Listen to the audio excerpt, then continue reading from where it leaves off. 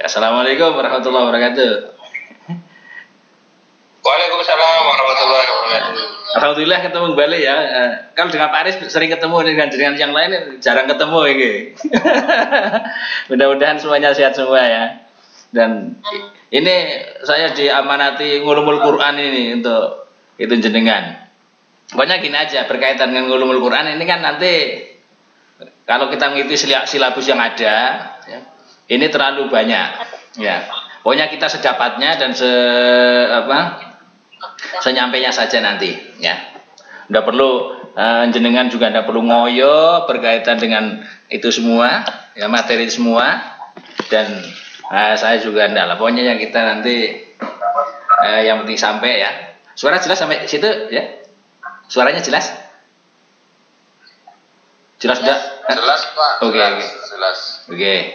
Jelas. Jadi yang penting itu. Dan intinya pokoknya nanti berkaitan ngulumul Quran kita syukur kita menguasai. Kalau tidak ya yang penting kita nanti dapat pengetahuan bahwa ternyata ini Al-Quran yang diberikan sebagai pedoman kita hidup ternyata sangat kaya. Sangat kaya. Lah, nanti biasanya saya kalau tulisan yang saya berikan itu tidak saya bahasnya malah nanti keluarnya itu aja nanti karena yang sudah ditulis dan sudah ada di tangan jenengan nanti bisa dipelajari kalau sempat kalau sempat tapi ya karena kita kesibukan yang penting kita nanti sedikit untuk pengalaman aja. Nah pokoknya intinya satu berkaitan pertama tentang ngulumul Quran ini adalah sebenarnya pinginnya ini mengorek dan memberikan pengertian kepada kita tentang sebegitu besar dan sebegitu banyak tentang ngulumul Quran. Ya bahkan ketika disampaikan oleh si Asyuyuti dalam Al-Itqan ini lebih dari 60.000 cabang keilmuan Al-Quran dan itu semuanya sangat sulit untuk kita pelajari semua ini, apalagi untuk yang ini yang sudah 15 tahun kali 3 ya usianya gitu ya gitu. Jadi intinya nanti jadi paling tidak lah melalui ngulumul Quran ini kita diperkenalkan bahwa Al-Quran ini merupakan kitab yang begitu kaya ya. Tidak hanya meskipun sebagai pedoman hidup dan juga sekaligus sebagai pedoman keilmiahan. Bahkan ilmu apapun yang ada dalam Al-Quran sebenarnya sudah ada, termasuk nanti ya, ilmu perpeletan, perklinikan dan sebagainya itu ya kebanyakan dari Al-Quran ada. Nah, sehingga dengan adanya ilmu atau mata kuliah ulumul Quran ini kita paling tidak ternyata atau jebule Al-Quran itu merupakan kitab yang begitu syarat dengan keilmuan ini. Nah, keilmuan-keilmuan yang sering memang sih hanya berkaitan dengan Al-Quran, mulai dari proses sebelum turun sampai turun ya. Yang berada di sekitar kita difahami bahwa Al-Quran ini berbahasa Arab. Apa memang bahasa Arab beneran atau bentuk yang sekarang atau yang bahasa Arab itu yang Al-Quran yang masih di hadapan Tuhan ini itu nanti kalau bisa kita sampai ke sana, tapi kayaknya ya berat ya. Yang penting pertama paling tidak kita mengenal bahwa ada ulumul Quran atau ada keilmuan-keilmuan ya yang ada di Al-Quran ini dari A sampai Z dan seterusnya nah, ya. Ini paling tidak. Nah, berkaitan dengan ulumul Quran ini sebagai ya suatu wadah keilmuan yang mandiri, ini tentunya ketika mulai sekitar para abad kedua. Ya, meskipun sebenarnya sejak turun ya sudah merupakan cabang keilmuan. Ya, cabang keilmuan. Misal ya, berkaitan dengan para sahabat ini diberitahu ini ayat tentang ini. Ayat ini turun dengan masalah ini, ayat ini berkaitan dengan ini termasuk bagian daripada keilmuan ya. Sehingga sebenarnya Quran turun sekaligus membawa keilmuan, cuma secara ya ngulumul Quran sebagai ilmu yang mandiri, ilmu yang sendiri, ini ilmu yang bisa berdiri sendiri sebagai ya, wadah yang membahas tenaga ilmu yang ada di Al-Quran ini sekitar paruh kedua Hijriah itu, yaitu berkembang ketika di pasca Muawiyah itu. Nah, terus kemudian yang menjadi objek kita sebenarnya tidak terlalu muluk-muluk ya. Ya kita ya mencoba lah paling tidak dengan adanya ini nanti kita ngerti sejarahnya, paling tidak syukur tahu dan syukur bisa menjelaskan, kalau tidak ya paling kita ngerti oh Al-Quran sejarahnya kayak gini mulai sebelum turun sampai kemudian sampai kepada kita, kemudian sampai hari ini sejarahnya kayak gini, paling tidak kita tahu itu, sehingga nanti paling tidak kita ya mengupas sedikit tentang sejarahnya Al-Quranan, terus kemudian sedikit perkembangan tentang ulumul Quran ini nantilah. Terus objek pembahasan yang kedua kalau kita kita sempat karena waktunya juga ya tidak terlalu banyak kalau mengikuti jadwal. Ini nanti pengertian tentang Al-Quran ya nanti. Ya, kalau tadi sejarah dan perkembangan ulumul Quran, terus objek yang kedua adalah tentang Al-Quran itu sendiri, yaitu berkaitan makna Al-Quran, karakteristik Al-Quran, nama-nama Al-Quran, wahyu dan sebagainya, nanti termasuk ayat Makkiyah Madaniyah ini. Lah, kenapa hal itu menjadi objek ulumul Quran? Karena paling tidak ya, satu, bahwa Al-Quran diberikan dan diturunkan kemudian dijadikan sebagai kitab pedoman kita manusia, khususnya umat Islam ya.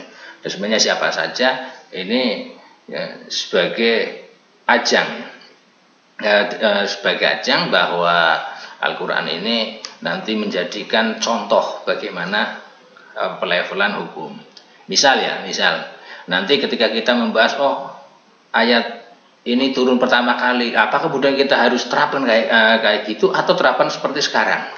Sebagai contoh misalnya berkaitan dengan Homer atau pengharaman Homer, ayat pertama ini yang turun tentang bahwa dalam pembuatan atau bahan Homer yang biasa untuk membuat Homer di Mekah ini adalah dari korma dan nahal. Nah, ketika itu jawaban Al-Quran bahwa dalam wa minan nahil tatahhitu minhu syakaran wa rizqan hasana, dari buah korma, dari buah anggur ini kamu bisa buat minuman yang di situ terhadap riskon ya.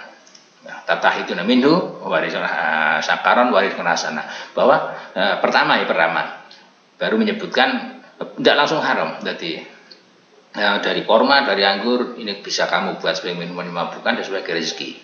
Nah, kalau di situ kita masih punya pilihan harus membuat itu ketika itu ya awal sebagai minuman sebagai rezeki atau tidak. Dan terus kemudian fase setelah itu jangka berapa turun lagi ayat berikutnya yang sudah mulai meruncingkan masalah, sehingga ketika ayat kedua ditanyakan bagaimana berkaitan dengan minuman itu, jawabannya bahwa ya ada manfaatnya, tetapi madorotnya jauh lebih besar. Nah, ini melihat fase ayat turun, sehingga menurut saya ya, ketika kita melihat nanti ayat ini turun di Mekah, berarti turun lebih dahulu. Kemudian ayat berkaitan masalah yang sama, ada turun kedua, misal di Mekah, di Madinah, maka ayat yang turun berikutnya ini kemungkinan yang seharusnya kita lakukan. Tetapi bagaimana jika kita menghadapi kenyataannya itu masih di awam ya. Ini terus ya contoh berikutnya untuk kita mengetahui ulumul Quran awal akhirnya turun sebagainya, ini nanti yang selanjutnya berkaitan masih Homer. Yang ketiga adalah berkaitan dengan ketika itu pertanyaan tentang Homer, bagaimana tentang Homer yang sudah kemudian sedikit agak keras, akhirnya ya jadi wala taqrabu sholat wa antum sukaro, mau mabuk mau apa silahkan, tapi ya jangan mendekati sholat atau ketika Anda mabuk jangan sholat, karena nanti akan kesadarannya hilang, bacaannya tidak jelas Ini belum. Terus kemudian terakhir yang kemudian menjadi finish adalah Inal khamru wal maisiru wal azlu rijzum min amali syaitan. Akhir-akhirnya yang terakhir fa'al antum muntahun. Nah, dengan mengetahui tahapan ayat ini, Umar dulu yang turun. Ini paling tidak kita berarti tidak semua ayat Al-Qur'an ini harus kita terapkan dahulu, terakhir enggak. Nah, kemudian berkaitan contoh tadi tentang ayat Al-Qur'an yang tentang khamr ini, apakah terus kemudian sekarang bagaimana? Harus yang khamrul maisir wal ansab rijzum min amali syaitan? Kalau bisa itu lebih baik. Lebih baik. Nah, tapi kalau memang masyarakatnya masih awam, masyarakatnya belum mengenal Islam, maka cara saya kita tidak ada salahnya untuk tetap menggunakan yang pertama itu cara lunak dulu. Kemudian ketika mereka sudah mulai mapan, agak naik sedikit, dan ketika sudah benar-benar mapan, jangan.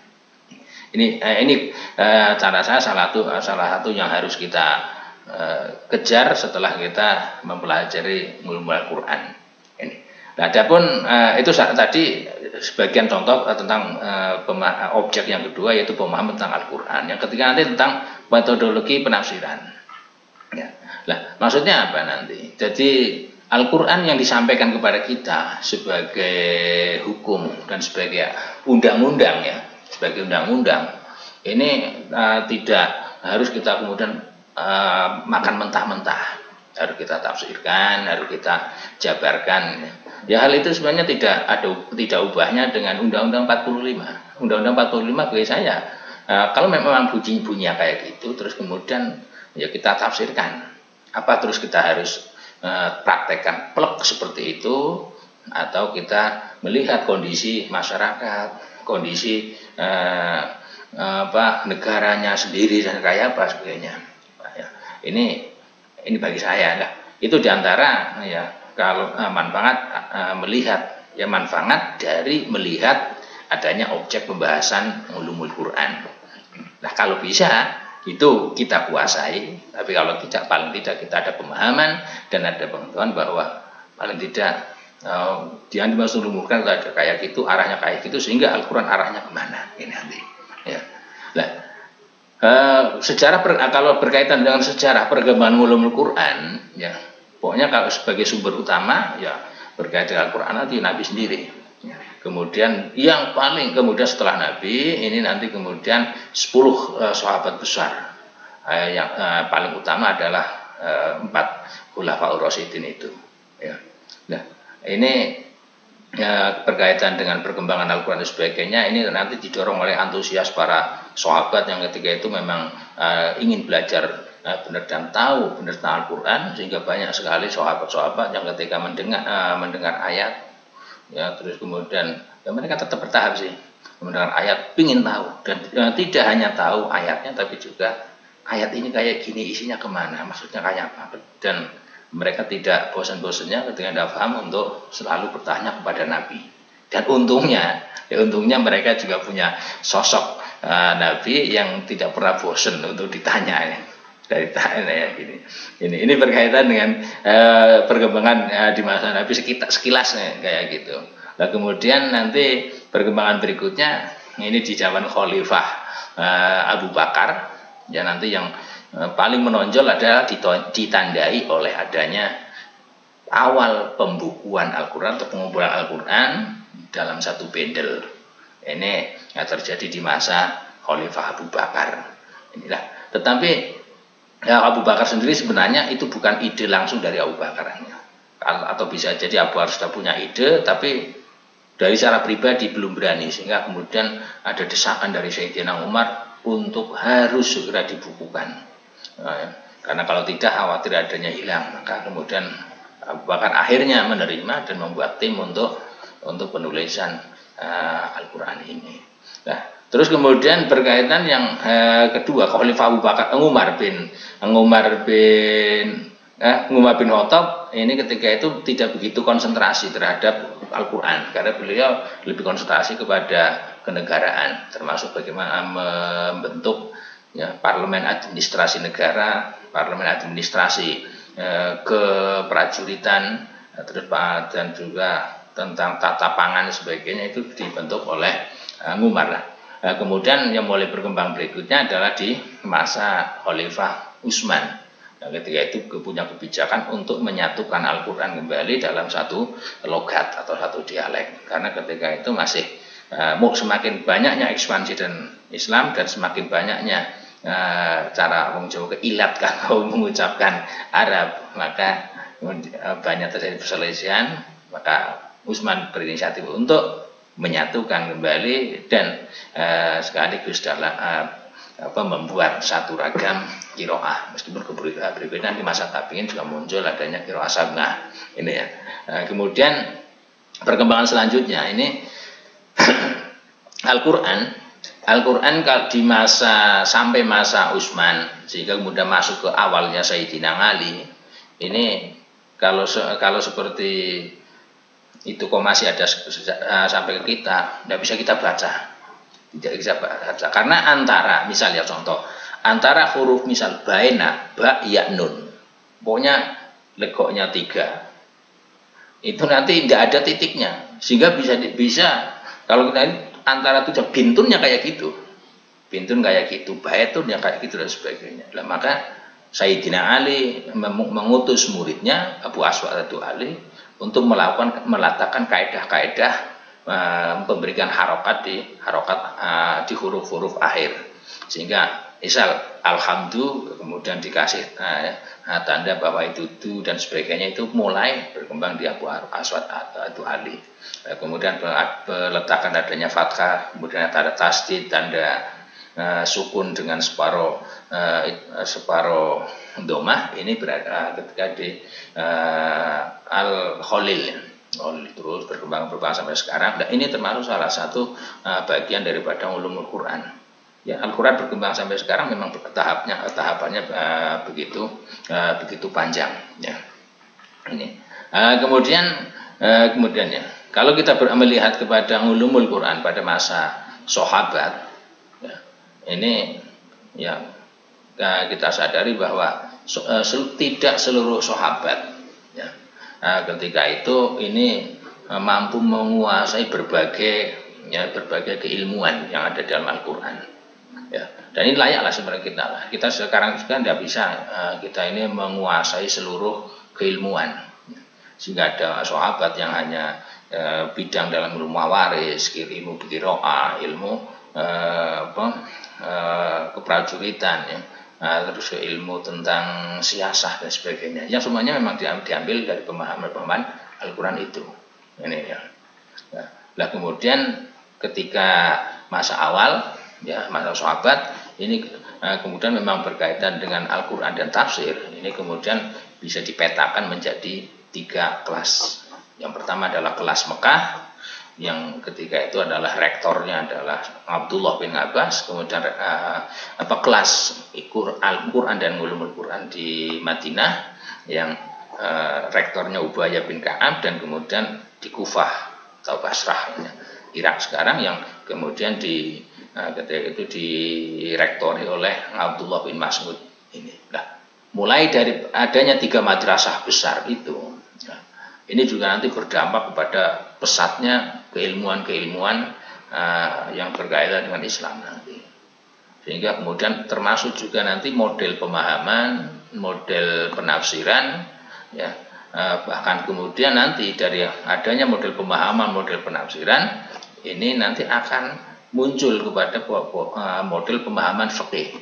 Cuma saja kita kebanyakan sekarang ini mendahulukan fikih, menomorduakan atau menomorberapalkan tafsir maupun Al-Quran. Padahal fikih dan fikih yang kemudian munculnya mazhab-mazhab ini tidak lepas dari madrasah-madrasah tafsir yang ada di 3 metropolitan Islam, yaitu Mekah, Madinah, dan Basrah atau Kufah atau Irak lah sekarang.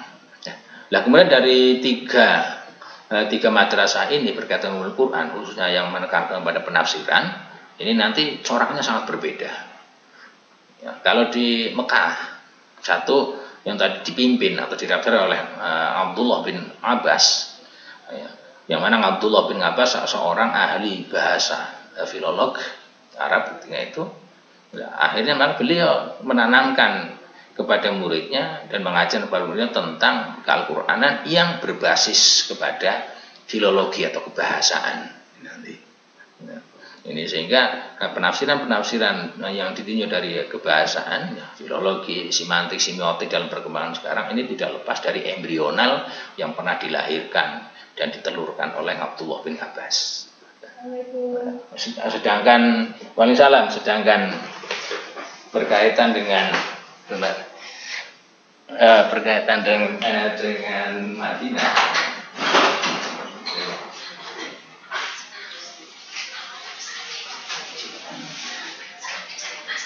Matur nuwun Allah. Ya, maaf. Itu dulu ini apa break. Ada break sebentar ini ada break. Mohon maaf ada break. Break berkat. Ya. Nah, kembali lagi berkaitan dengan tadi sementara madrasah ya. Nah, kemudian kalau di Madinah ini yang dibela Ubaya.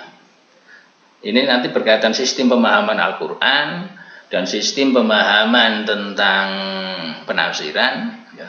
Ayat Al-Quran ini dipahami kayak apa sih? Dan mereka merujuk langsung. Oh, Al-Quran ini harus dimaknai kayak gini, landasannya hadis ini. Kalau yang Mekah bedanya tadi, kalau ayat Al-Quran ini dipahami kayak apa? Ya, coba bahasanya bagaimana? Dikaji menurut kebahasaan. Baik. Ya, sehingga nanti kemudian perkembangannya nanti yang para murid-murid si Ubay bin Ka'ab yang ada di Madinah ini nanti akan melahirkan kalau sampai sekarang karya-karya tafsir yang diklasifikasikan dalam karya tafsir biriwayat atau dengan riwayat dengan hadis. Nah ini kemudian berbeda dengan madrasah Al-Quran yang dibentuk dan disusun oleh Abdullah bin Mas'ud yang berada di Kufah, jauh dari kota metropolitan Islam. Yang kalau di Mekah Ibnu Abbas ini rumah dekat dan juga turunan Nabi. Terus kemudian Ubay bin Ka'ab berada di Madinah, yang mana Madinah sendiri menjadi metropolitan perkembangan Islam. Ini tentunya banyak ngalim-ngalim yang berkaitan Al-Quran, berbeda dengan Ibnu Mas'ud yang ada di sana. Sehingga kemudian dari sini nanti murid-murid dari Abdullah bin Mas'ud ini kemudian memunculkan adanya para penafsir-penafsir Al-Quran yang berhaluan rasional. Itu muncul dari sana. Nah, alasan itu wajar. Kenapa rasional? Karena kalau misal ingin memahami suatu ayat, ya begitu sulit. Nah, kemudian dia harus melihat, ya, dan menunggu adanya apa?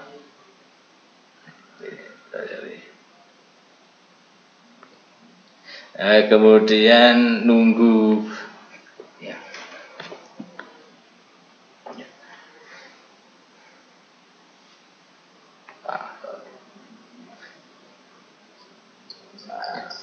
Tampung pagi sudah. Urung. Mau ketutup sih, nayun kan urung ketutup, ada yang belum di itu ya. Ini prima tiduran iki. Ini suaranya orang metu ya? Lagu piplek. Hah?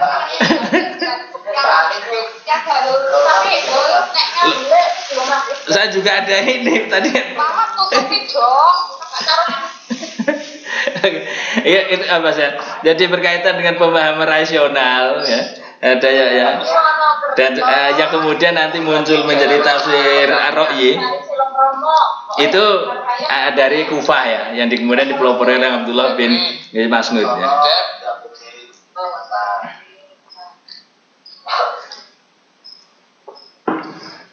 Ini tuh. Padang ya. Ini malu Madang ya sekarang gurih. Nah terus kemudian nanti ada masa tadwin, pembukuan tafsir dan sebagainya ya. Dan ya ini nanti penafsir pertama nanti adalah Yazid bin Harun ya. Yazid bin Harun ini Sulaiman. Gitu ya. Masih dimatikan, masih dimut. Gimana? Tadi mut lah. Oh iya. Oke. Udah masuk ya. Nah, tadi kesentuh. Yes, lanjut Pak, lanjut. Oke. Kembali lagi jadi nanti penafsiran Al-Qur'an ini nanti akan berbeda-beda sesuai dengan perbedaan itu, sehingga tidak selayaknya sebenarnya kita sampai sekarang ini perbedaan itu menjadi suatu masalah. Tapi seharusnya kalau bisa perbedaan adalah menjadi suatu solusi ya.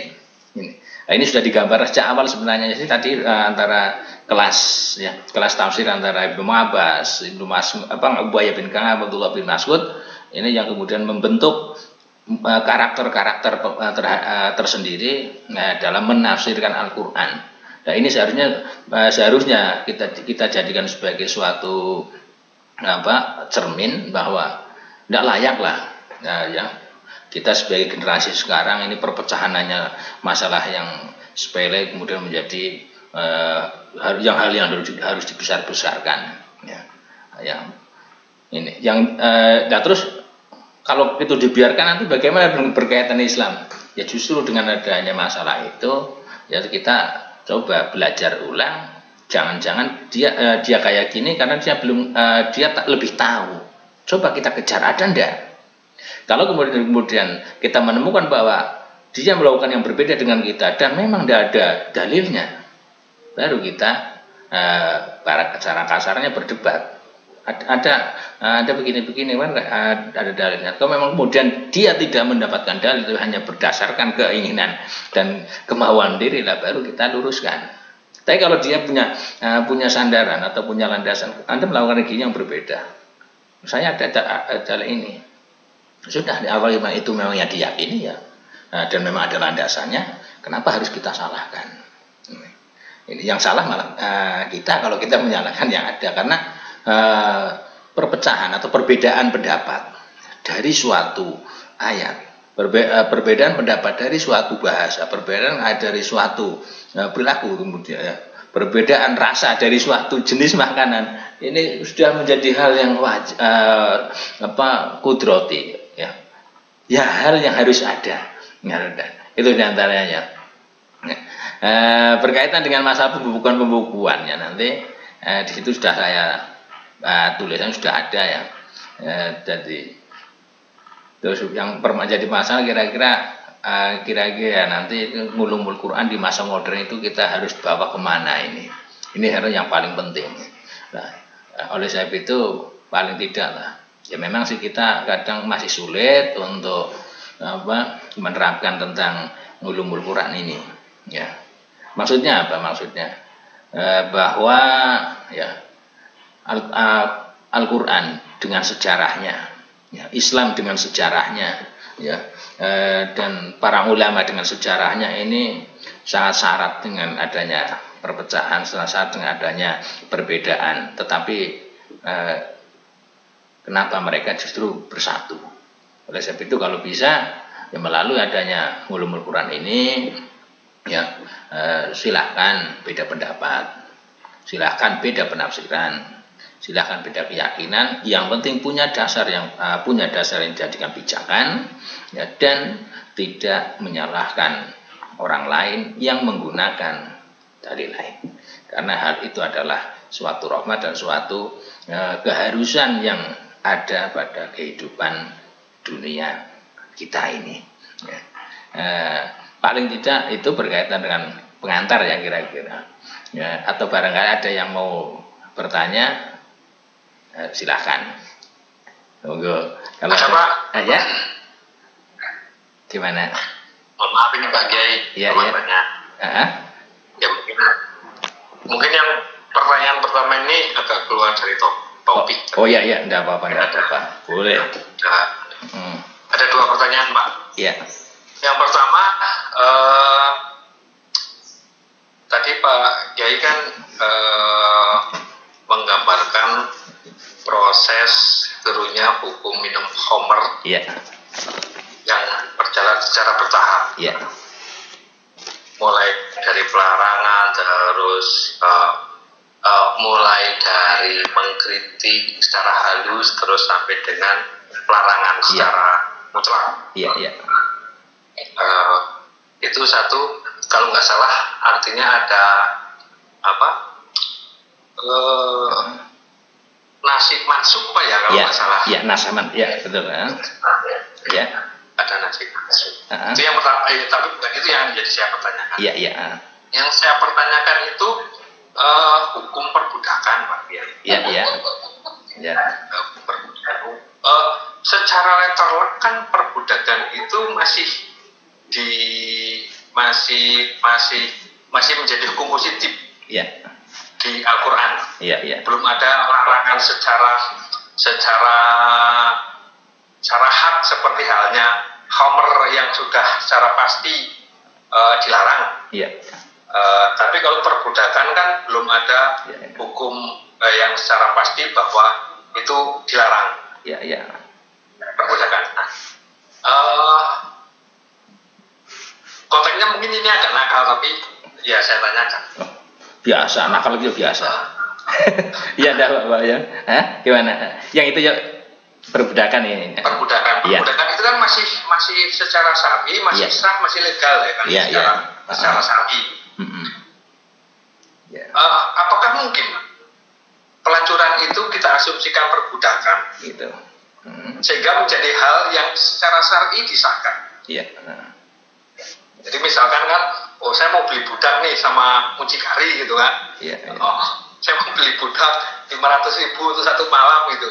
Itu secara syar'i kan bisa dibilang. Iya, iya. Malu apa ini? Udah apa? Secara syar'i kan kita diskusi ya. Ya, secara syar'i kan itu bisa dibilang itu masih sah. Iya, iya. Karena secara perbudakan itu kan belum masih legal lah istilahnya ya dalam Islam ya. Masih legal lah, masih legal. Ya. Jadi kalau misalkan saya mengasumsikan saya mau beli budak untuk saya pakai satu malam 500.000 gitu kan secara syar'i masih sah Pak. Iya. Itu yang pertama. Yang pertama, yang kedua pada diskusi masalah agama dan Al-Quran itu seringkali saya membaca pertanyaan Al-Quran itu makhluk atau kalam. Oh iya. Ya, itu saya sendiri tidak tahu konteksnya bagaimana, pertentangannya bagaimana, kenapa harus makhluk, kenapa menjadi kalam, tapi sepertinya kok itu menjadi indukan masalah seperti misalkan Mu'tazilah dengan Asy'ariyah gitu atau apa. Tapi kayaknya kok menjadi topik bahasan yang ramai dan seru, tapi saya sendiri nggak bisa mengikuti apa sih konsekuensinya kalau Al-Quran itu makhluk, apa sih konsekuensinya kalau Al-Quran itu kalam.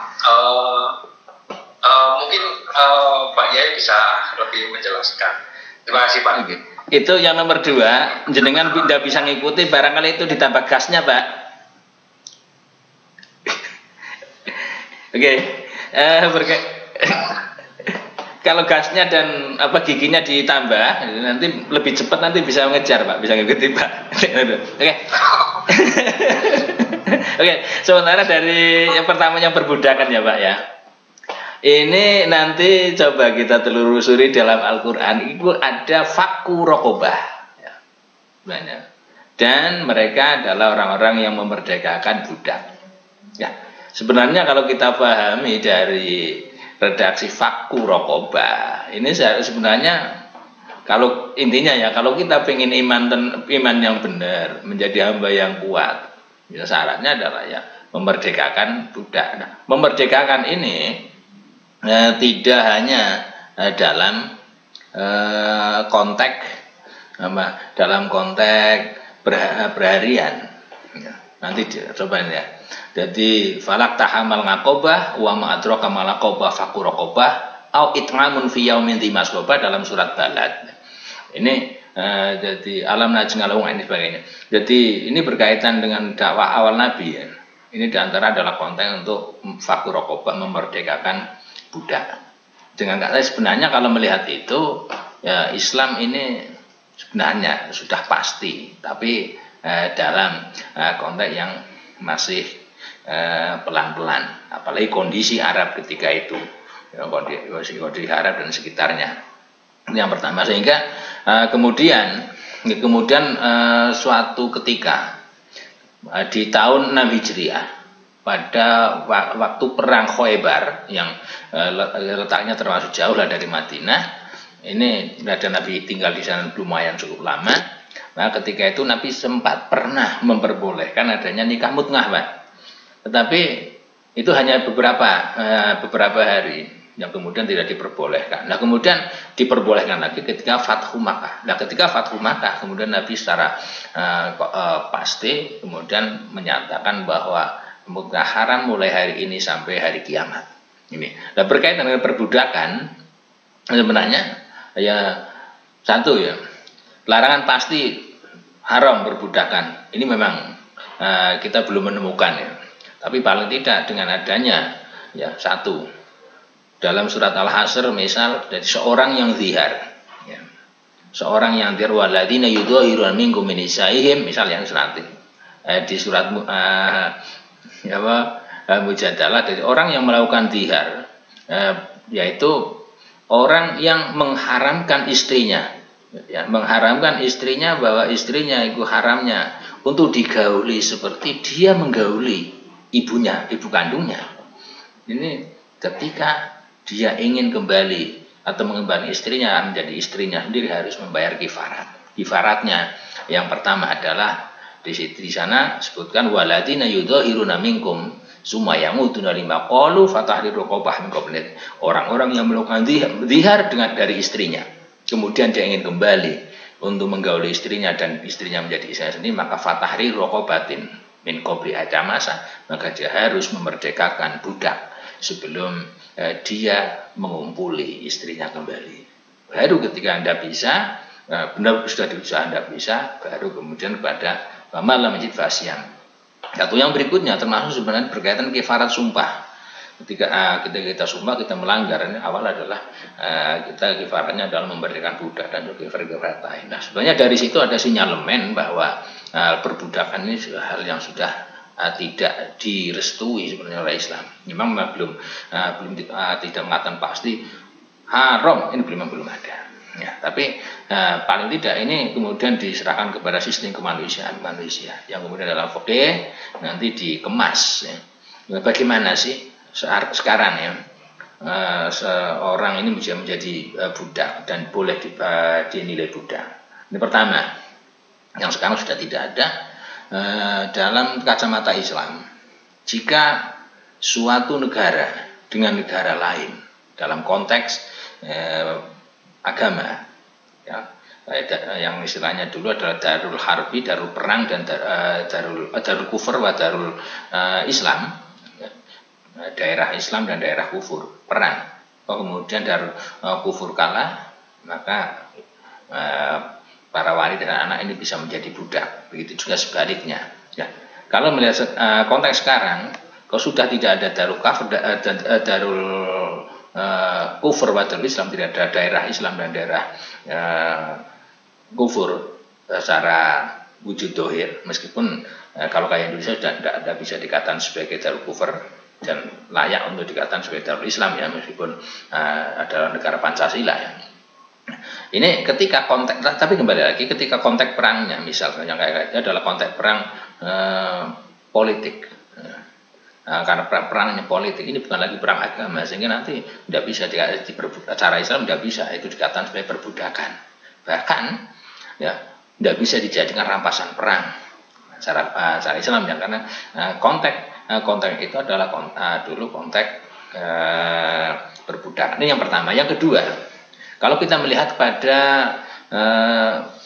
kehidupan masa itu, yang mana ya awal Islam datang ini berhadapan dengan ya, langkanya wanita, jarangnya wanita karena tradisi jahiliyah, khususnya jahiliyah Arab dan juga jahiliyah yang lain juga sering melakukan, bahwa ketika mereka punya anak wanita ini merasa aib. Karena tidak bisa diajak perang sebagainya, dan dia hanya cara penak itu ora iso golek duit wong tente itu.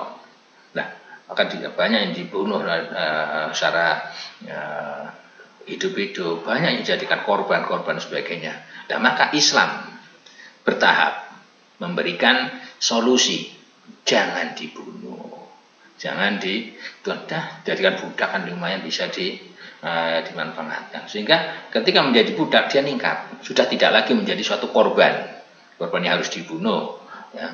Tapi dia sudah masih bisa hidup layaknya sebagai manusia, meskipun kalau ditinjau ya sebagai budak ini masih separuh nilai kelayakan sebagai manusia, dari disebut manusia. Tapi ini sudah meningkat daripada tadi seperti barang, tidak ada upahnya seperti pitik yang dikorbankan dan sebagainya ini. Nah, ini sebenarnya kalau melihat itu, maka sebenarnya perbudakan oleh Islam ini bukan sebagai solusi untuk kita menguasai, untuk kita menjajah hak wanita, itu sebenarnya bukan. Ya, tetapi perbudakan adalah solusi yang dilakukan oleh Islam untuk mengentaskan agar manusia wanita bukan menjadi untuk dibuat tumbal, bahwa wanita ini bukan untuk dikorbankan. Wanita ini bukan hal yang harus dibunuh secara hidup-hidup.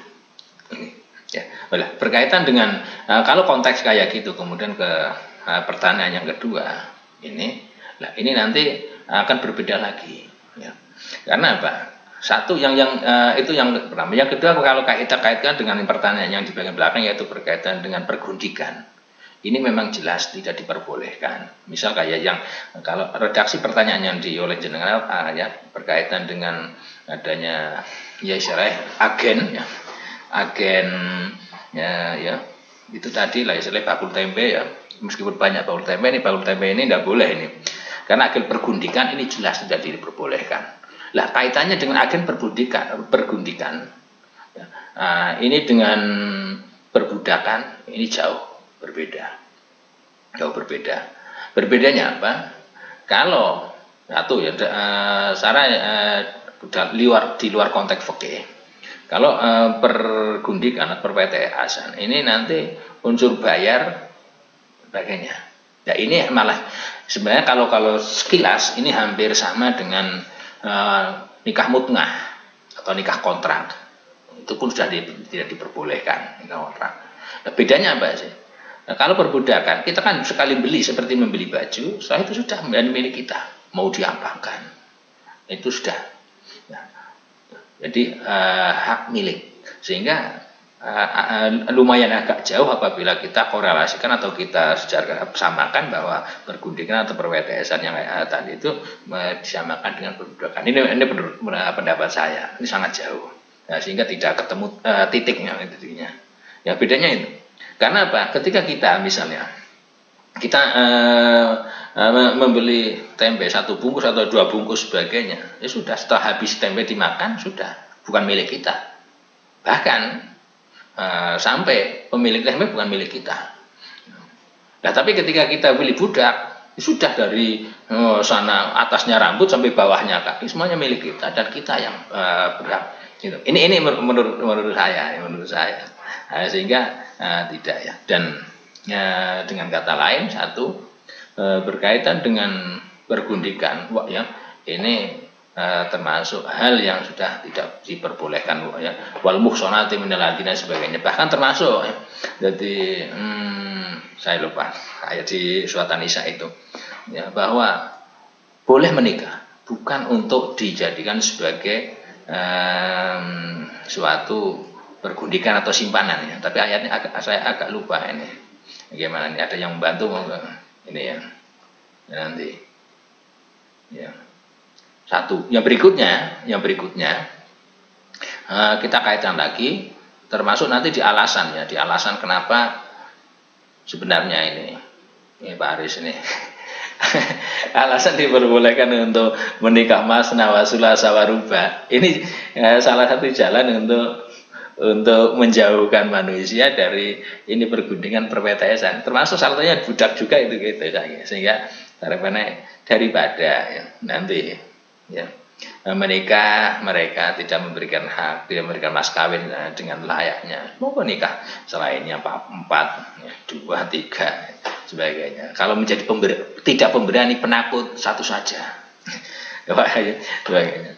Ini menurut pendapat saya ya, pendapat saya tidak berbeda, tidak sama, dan jelas perbudakan ini tidak diperbolehkan Islam memang belum dalam konteks langsung, yaitu berupa perintah dan larangan yang menggunakan bahasa-bahasa yang terang bagi kita ya. Adapun nanti berkaitan dengan Al-Qur'an dan kalam. Al-Qur'an, cara pandang Al-Qur'an yang ada, Al-Qur'an itu sebagai kalam yang qadim, Al-Qur'an sebagai makhluk. Ini sebenarnya wajar menjadi perdebatan. Cuma yang tidak kita ketahui, mereka yang mengatakan bahwa Quran itu makhluk, ini Quran yang mana? Yang kedua, Quran adalah kalam qadim, ini Quran yang mana? Karena saya sendiri mengatakan, saya sendiri juga meyakini Quran yang sering kita baca itu adalah makhluk. Jelas, karena saya seringnya melihat itu lahiran Menara Kudus. Tapi saya yakin juga bahwa kalamullah yang kemudian dikemas dalam Al-Quran ini adalah qadim.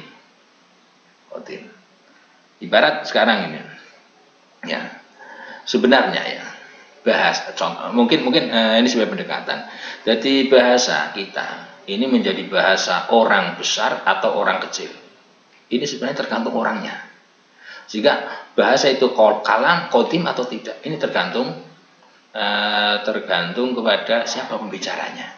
Nah, jika kayak gitu, maka Al-Quran sebagai kalamullah yang disebut bersifat qadim adalah kalamullah yang masih berada di sana, dan yang ketika itu cara bahasa kita dikeluarkan oleh kita, itu yang qadim karena sesuai dengan sifat Tuhan.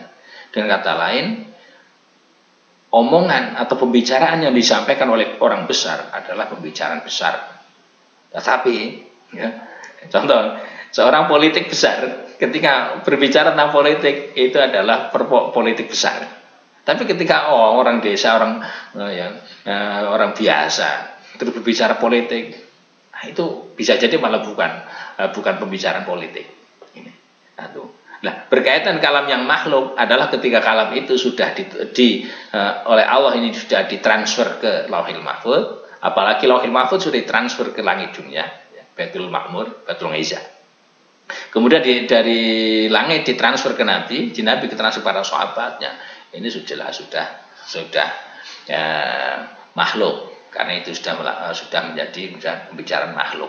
Nah, sekarang contoh barangkali Pak Nusewu. Kira-kira ya, ketika hati kita merasa galau, ya, tapi galau itu masih berada di hati, kira-kira ya, itu bisa tidak dikatakan sebagai bahasa lisan? Tentunya bahasa hati yang dulu mana antara ucapan dengan bahasa. Ini ya. Satu, yang kedua, kemudian setelah kok ngalamun sajaknya loyo Pak, galau, kemudian diucapkan oleh lesan, ini berbeda menjadi bahasa lesan. Kalau tadi ketika masih di hati, bahasa hati. Nah, bahasa hati sifatnya kayak hati kita. Kalau bahasa lesan sudah sifatnya sudah seperti bahasa yang sifat arbitrer ya, semena-mena, seperti bahasa-bahasa yang lainnya sudah dicetak dan diproses oleh manusia. Ini menurut saya. Jadi sekali lagi, Al-Quran yang qadim, Al-Quran yang bukan makhluk adalah Al-Quran yang kalamullah. Tetapi kalamullah itu sudah diturunkan ya, kepada bahasa manusia, maka dia sudah menjadi makhluk.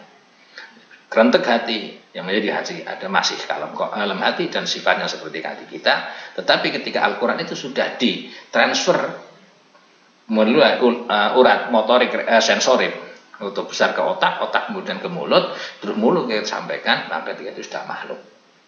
Nah, ini menurut saya. Nah, misal berkaitan mereka ada mengatakan bahwa Al-Quran ini kalam Allah yang tidak bersuara dan tidak berhuruf. Sebenarnya tidak terlalu sulit untuk kita bicarakan. Karena ibarat sekarang gini. Kembali tadi, ketika Anda misalnya agak loyo atau agak ngalamun, kemudian dikatakan hati Anda galau. Ketika hati kita galau dan itu masih di hati, apakah sudah ada huruf, sudah ada suara dari bahasa hati yang galau? Cara saya belum. Lah kemudian bisa ditulis G, ya, A, U, L. Ini ketika itu sudah transfer ke mulut dan menjadi bahasa dohir atau bahasa manusia kita, maka sudah berupa huruf. Satu contoh lain yang lebih jelas, mungkin lebih jelas lagi lah barangkali daripada bahasa hati dengan kita. Nah, sekarang suara burung apalah terserah, ini sebenarnya tidak berbentuk suara, tidak berbentuk huruf ya, tidak berbentuk huruf suara, tidak berbentuk suara, tapi tidak berbentuk huruf. Lah kemudian dengan suara jangkrik menjadi klik klik klik, itu K R I K sebagainya. Ini ketika sudah menjadi bahasa kita. Ketika menjadi bahasa jangkrik belum berhurufan suara. Sementara kira-kira itu, dan kemudian nanti berkaitan sekilas tentang kalam qadim, Al-Qur'an qadim atau makhluk, kemungkinan nanti kalau ndak ya, dalam waktu dekat insya Allah nanti akan muncul ke YouTube insya Allah, karena tadi baru saya reader di Vegas, belum sempat ngupload. Kira-kira sementara itu barangkali ada pertanyaan lain, monggo sambil ngopi dulu atau sambil tidur dulu, monggo. Gimana?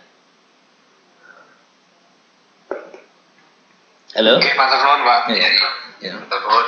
Biasanya memang kalau membicarakan agama itu 24 jam 2 hari seminggu akan selesai. Hanya tidak ada rambungnya. Ya. Jadi sebenarnya kadang bedanya dari sisi mana sebenarnya lah Pak. Ya. Jadi dari sisi mana kita melihat dan sisi apa yang kita lihat sebenarnya itu. Ya. Nah, gitu. Gimana ini yang lain? Terima kasih Pak. Yang lain gimana ini yang lain? Masih konses tidak ini yang lain, konsentrasi juga. Dilanjut atau ini sudah lumayan sore ini, jam 5 lebih ya. Kira-kira kayak gitu ya teman-teman. Dan kita bisa diskusi nanti kalau memang ada yang perlu ditanyakan, kira-kira saya bisa ya boleh tanya langsung lewat WhatsApp ya boleh, lewat grup ya boleh. Kalau lewat grup nanti ya bisa dikemas oleh semuanya. Kalau lewat secara pribadi ya hanya siap pribadi. Ya. Kira-kira itu mudah-mudahan ada manfaatnya, dan apabila ada kurangannya itu karena keterbatasan saya dan mohon maaf. Terima kasih sekali, mudah-mudahan saya. Assalamualaikum warahmatullahi wabarakatuh.